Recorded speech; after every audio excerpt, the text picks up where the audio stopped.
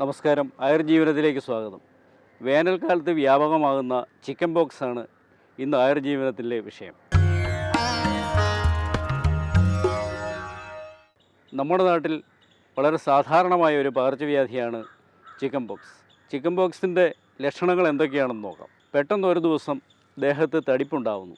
അതിന് 2-3 ദിവസം മുമ്പ് തന്നെ നേരിയ തോതിലുള്ള പനിയും തലവേദനയും വിശപ്പില്ലായ്മയും അനുഭവപ്പെട്ടേക്കാം. ഈ തടുപ്പുകൾ ക്രമേണ വെള്ളം നിറയുന്നു. അതിനുശേഷം അത് പഴുക്കുന്നു. ഈ സമയത്ത് ചൊറിച്ചിലും അനുഭവപ്പെടും. വീണ്ടും ഏതാനും ദിവസങ്ങൾ കൊണ്ട് ഇത് ഉണങ്ങി പൊറ്റ കെട്ടുന്നു.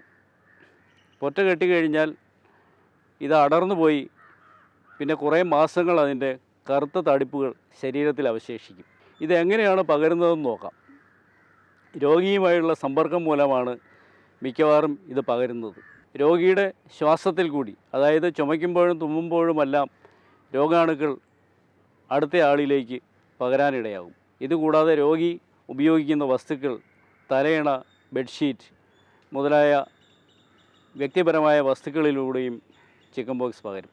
ഈ രോഗത്തിൻ്റെ പ്രധാന സങ്കീർണതകൾ ന്യൂമോണിയയും ഇത് മസ്തിഷ്കത്തെ ബാധിക്കുന്ന അവസ്ഥയുമാണ്. രോഗനിർണയം വളരെ എളുപ്പമാണ്. പരിചയസമ്പന്നനായ ഒരു ഡോക്ടർക്ക് പെട്ടെന്ന് തന്നെ ചിക്കൻ പോക്സ് മനസ്സിലാക്കാൻ കഴിയും. ഇനി ചിക്കൻ പോക്സ് എങ്ങനെ നേരിടണമെന്ന് നോക്കാം. ആയുർവേദ ചികിത്സയിലൂടെ ഏതാണ്ട് 2 ആഴ്ച കൊണ്ട് ചിക്കൻ പോക്സ് ഭേദമാകുന്നുണ്ട്. പനിയും തലവേദനയും മാറിക്കഴിഞ്ഞാൽ രോഗത്തിനനുസൃതമായ അമൃതരജന്യാദി, ഗുളൂച്ചിയാദി, അമൃതോത്തരം പോലുള്ള കഷായങ്ങൾ നൽകുന്നു.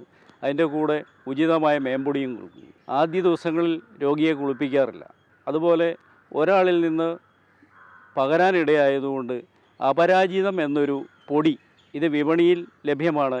ഇത് കനലിൽ വെച്ച് പുകയ്ക്കുന്നു. ഈ ചൂർണം പുകച്ചു കഴിയുമ്പോൾ ഗാർഹിക അന്തരീക്ഷത്തിലുള്ള സൂക്ഷ്മാണുക്കളുടെ സംഖ്യ വളരെയധികം കുറയുന്നതായി പഠനങ്ങളിൽ കണ്ടെത്തിയിട്ടുണ്ട്. ചിറ്റമൃതും ചുക്കുമിട്ട് തിളപ്പിച്ച വെള്ളം, ചുക്കും മല്ലിയും ഇട്ട് തിളപ്പിച്ച വെള്ളം, ഇതുകൂടാതെ രാമച്ചവും നറുനീണ്ടിയുമൊക്കെ ഇട്ട് തിളപ്പിച്ച വെള്ളം കൊടുക്കുന്നത് ശരീരം തണുക്കുവാനും സഹായിക്കുന്നു. ഇനി മറ്റൊരു വിഷയമായി ആയുർജീവനത്തിൽ വീണ്ടും കാണാം. നമസ്കാരം.